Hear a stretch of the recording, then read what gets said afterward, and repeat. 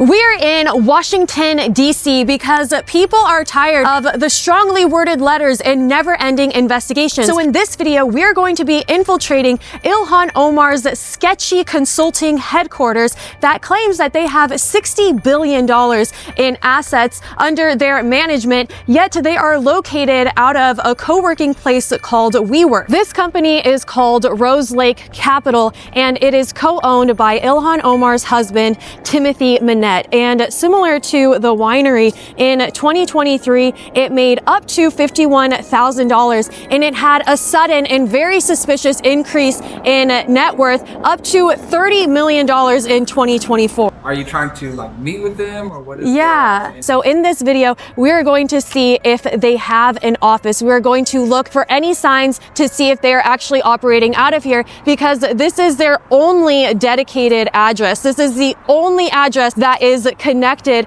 to this tens of millions dollars worth of investment firm.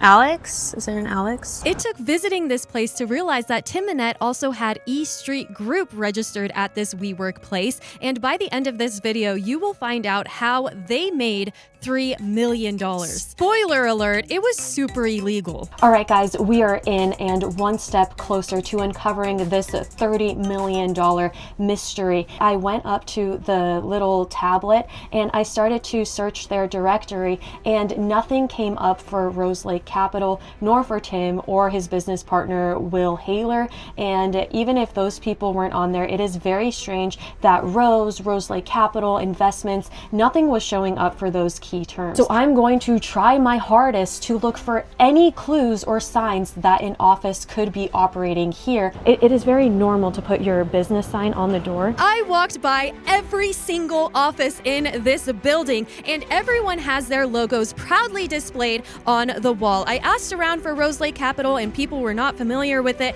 I looked at every logo and Rose Lake Capital did not have an office here. That means they are using it exclusively for mailing or just for meeting spaces. Despite being such a large company, you would think that they would have teams and entire infrastructures or even an entire suite on Wall Street. In fact, if Rose Lake Capital wanted to grow, being here would be a great opportunity, as it would open them up to so many potential clients. I did find one pretty strange looking office here though. District of Columbia Democratic Party. Interesting. It's like the only desk that's like a complete and utter mess. Blind Americans and Goldilocks Planet. We already exposed Ilhan Omar's winery for not having a physical location or any way to purchase wines online, despite them having a very high net worth of $5 million. But this right here is massive, because this is where a majority of their net worth comes from. $30 million of a company working out of this co-working space. I'm already starting to see a lot of correlations like we did with the winery. For example, Rose Lake Capital has very, very little public information. They're very secretive, despite saying that they want to have a website that gives an accessible experience online for investors and the general public. Yet that is just complete BS, because on their website, they don't have links to anything besides the terms and services and a LinkedIn profile that is no longer active. And when you click on the contact form, that page has also been removed. It really feels like it's chasing after the wind, because you cannot find any information about any clients that they have ever had online, and so you would think there'd be something for them at their headquarters. I'm gonna give you a spoiler alert. This company doesn't even exist anymore, and they changed its name to Rose Lake, and when that company owed $403,000 in back taxes, they also shut it down. Dear Ethics Committee, that is not ethical. Your investigation has been completed. All right, guys, so we have just arrived at this restaurant, La Vie, which is the one that had the co-owner who sued the other co-owner because he claimed that there was fraud and he was using the money on personal luxuries and political donations. So it was a lawsuit that was in 2019 against Naeem Maud, who would later become an investor with Tim Minette, who is Ilhan Omar's husband. Online it says that Mike sued Naeem because he was allegedly taking kickbacks from restaurant vendors and misrepresenting the company's finances, sound familiar, and saying that they didn't have money when they did have a lot of money, sound familiar. But allegedly, all the meanwhile, he was going to expensive restaurants, making political donations, and taking trips abroad. In In response to this lawsuit, Naeem claims that it was all defamation, and how could you say these things about me? So I guess that Tim and Will saw this guy and they loved the way that he operates his business and thought that he would be a perfect partner, and then Naeem wired $300,000 to Tim and Will. By the way, this restaurant was a quick 20-minute walk away from Rose Lake Capital's headquarters. If you guys have ever looked into investments, maybe you invest in the S&P 500, or you've looked at multifamily real estate investments or small startups, you might try to get 10% returns, 15% returns, but for some reason, he thought that a 200% return was going to be possible on his $300,000 investment, and get this, within 18 months. So that leads us back to James Comer's investigation, and he says you reportedly promised a Washington, D.C. area restaurant owner a 200% return on $300,000 investment in E Street Crew within 18 months, plus 10% interest monthly if that return was not paid on time. However, they did not return the money until the investor sued them for fraud. It says that the lawsuit alleges that you fraudulently misrepresented that E Street Crew LLC was a legitimate company. Stick around to the very end to find out how E Street Group made $3 million, and we will also ask the front desk what is going on with these companies. So E Street Crew couldn't pay back their investor, yet meanwhile their net worth increased 140 times over in just one single year. But they couldn't pay their investors, they couldn't pay their winemaker. They also cannot afford a 2-person office down the hallway. I'm just feeling frustrated because how much investigation has to be done to recognize that it's weird that a $5 million wine company is running out of custom crush and isn't actually producing any wine. There's no way of purchasing it. And also they have a $30 million company whose only dedicated address is here, where they don't have a single, even 1-person But before we do that, I want to point out one of the most sketchiest things about this business, because in 1940, they passed the Investment Advisors Act, which says that if they are managing a certain amount of money, generally over $100 million in assets, they must have an SEC registration. Now, Rose Lake Capital says that they manage $60 billion worth of assets are under their management. And so how come they don't have any of the proper filings? It says that they have 5 diplomats, $60 billion in assets under management. I wonder what those assets are. You guys may have heard that James Comer, a Kentucky chairman, wrote a letter to Timothy Minette letting him know that he is now under investigation. And I'm so frustrated because this moved from the House committee to the Ethics Committee, which, by the way, Nancy Pelosi was a part of it for some time, and she's a person who's also has an extremely suspicious net worth increase while making $140,000, that she and her family are worth $300 million. So who is holding the Ethics Committee to a high standard? And how do we know that this investigation isn't just going to be forgotten about? I just saw on X yesterday that $60 million in tax money is being spent to fund these ICE protests. So we are exposing tax money that is ending up in the wrong hands and that is contradictory to American values and could potentially be trying to destroy the United States as we know it. In this letter, he says that they are investigating widespread fraud in Minnesota and E Street Crew, as well as Rose Lake Capital, which is the place that we were trying to get some information on today. Online, it says that legitimate advisors have public forms of their ADV filings, and yet Rose Lake Capital doesn't have that. They don't have a place, they don't have clients, they don't have wine, they don't have anything. These forms that they should have available to the public should be detailed public disclosures, including advisors' backgrounds, which they deleted all off of their website because they were all tied to Democrats. They're all a part of the DNC and Obama, and they're also supposed to provide to the public what their services are, what the fees are, and any conflicts of interest. This helps investors understand the risks of giving them their money. Are we noticing a pattern where it seems like like these businesses make a ton of money, but then they become doormat entities where they're no longer operating, no longer registered, don't have any people on site or any way to become a client. Yet if they have $60 billion in assets under management experience, or they have sold $5 million worth of wine, how come then they didn't continue to run these very successful businesses and instead they just open up new ones? Just so you guys know, Tim Minette's business partner, Will Haler, has started West Pike more recently in 2023. So they only work with accredited investors and they're focused on the acquisition and operational excellence of other wineries. They also sell the idea of wine in Napa Valley and a booming industry, and also their long experience of being in the winemaking business. So in 2020, $3 million was paid to Minette's company, which is Ilhan Omar's husband. The company was called E Street Group, and its address was also located here. Its consulting thing was located here. Yet again, no clue of this business as well, but they made $3 million.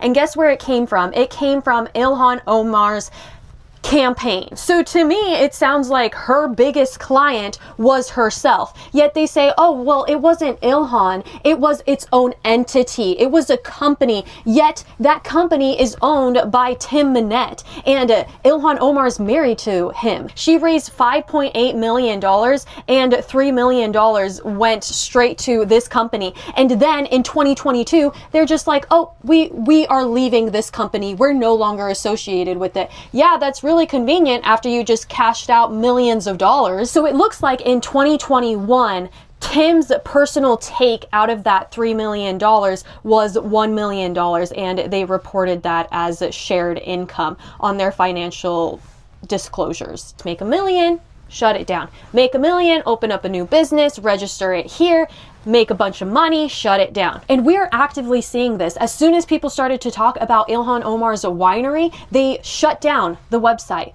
Or as soon as people notice links between the advisors of this consulting firm, they take that information off of their website. As soon as they're beginning to be investigated, they suddenly swipe everything clean. Listen to these connections. Will Haler is his business partner, and he worked for the Democratic National Committee. So did Alex Hoffman. He was the deputy chief of staff for finance at the DNC. And Alex Hoffman also has another strategy business called C Street Strategies. I'm going to go back up to the front and search up Alex Hoffman's name, and then I'm going to ask the front desk if they've ever seen any of these people ever come in ever before. I know that the other people don't know who these Rose Lake people are, and so I don't even want to bother them because they're actually just working so hard on their real businesses, and I don't want to distract them. I mean, they're zoned in, they're in meetings. I'm trying to see if this company like exists here, if or like if any of the people are like related to it. It's called Rose Lake. Okay. Have you heard of them? So part of our like requirements, I can't really tell you. They have had an office here in the past. Okay. I'm not 100% sure if they're still. Actually, I don't think they're still here. Oh, okay. Yeah, that's probably as much as I can like just give away. Yes. Are you trying to like meet with them, or what is Yeah. the end goal? Yeah, because I heard that they were located here. Okay. Do you have like a name of someone that you're trying to contact? Either Tim Minette or Will. Okay, yeah, so they actually are inactive. They are no longer here. Oh, okay. And neither of them, there's no Will or a Tim on their account. Alex? Is there an Alex? There is, but again, they're not even here. So they're not going to show up in the system there. Like on our side, it's grayed out. Like I can't really click on any of the profiles or into the company. But they were here in the past, yeah. Did they leave last year? I wouldn't know that for sure. Oh, okay. Yeah. I mean, just being completely honest with you, it's like it's connected to a politician who they basically like make a bunch of money, but like they don't have anything online and they don't have anything in person either. Okay. And they had another business that was a winery, and I went there and they're not making any wine. Sure. And so people are like, where's this money coming from, you know? Yeah, I mean, there's, I don't know. TikTok has WeWork offices. There's large companies that have offices in WeWorks as well. So, Okay. It's not just, small businesses. It really just depends on what the company is using it for. Being that this is DC, sometimes their DC offices are just for, to have something close to the Capitol or, in DC for legal purposes. Yeah. But then a lot of times folks do actually come in. So there's no like average or like full disclosure. It probably would have been better to not tell me that. Oh, really? Now I kind of have to be. If it was just for privacy concerns, if it was your business, whether it's big or small, it would be a disservice to you, regardless of what you're doing. Yeah. If someone was kind of giving information about your company, regardless of what it is. So it is just kind of just a general privacy. So I had a little bit of an uncomfortable conversation with this awesome guy at the front desk, and I'm just beginning to feel as though some things that are considered normal shouldn't be, and that it's like, oh, well, how come we all just don't open up a bunch of businesses and then let them go into debt, not pay their taxes, and then, oh, we just shut them down? It's because that's an ethics thing. We don't do that. He also said that they don't really look into the businesses, which just enables them to be able to have services to continue to do this stuff. If Tim Minette just opens up another business called, what street is this? M Street Group, then he can just continue to do the same things. My biggest question right now isn't how come this consulting company isn't operating and they're not offering the consulting services, or where's the wine? I just walked into a liquor store, but it was all wine, and I asked if he had any of the Devil's Lie, and he'd never heard of it before, and he's like, yeah, it looks like they had financial problems and then just completely shut down. And so my real concern is, what businesses are they opening right now as fronts? Like, what are we missing? What are they hiding right now? Like, what's going to be the next scheme? So Ilhan Omar has the opportunity to show us her bottles of wine and talk about the great work that they've done with their clients and helping them get 200% returns. But instead, she is taking to X to deflect, and she says the leader of the P-word protection party is trying to deflect attention from his name being all over the Epstein files. I'm sorry, you are the only person deflecting. At least in Somalia, they execute P-words and not elect them. Well, I wonder what they do in Somalia to fraudsters who claim to be a part of the Muslim faith and followers of Islam, yet you drink alcohol, you have a wine business, and you just constantly fraud people out of money. I don't know if they would be very happy with you either. So maybe that's the reason why you keep staying here, even though there's a likelihood that you're gonna end up in jail. I don't think the stuff that you're doing here would fly there. That's for sure. You did come here with a negative $45,000 net worth. There are so many clips of this woman hating on America and talking about how much she loves Somalia. She even said that the United States is turning into one of the worst countries because we're not going to allow the things that she's been doing. And now she is just saying outrageous things. From Epstein, Associate Reid Hoffman, Congresswoman. Is he though? How is he protecting pedophiles? Can you explain how? I think she's angry that he is not doing that. He's doing the opposite of that. And he's also not protecting you like you had been for so many years. So the ethics committee had to take over the investigation because it wasn't Ilhan's company, it's her spouse's company, and apparently they don't oversee their family or their spouses, which is just super convenient and sounds like a really bad loophole that people people are taking advantage of in the worst ways possible, time after time. Apparently in 2024, she was also hit with an ethics complaint for involving a foreign leader in her campaign. How many investigations need to be done until something happens? Would you be so kind to triple check that you are subscribed?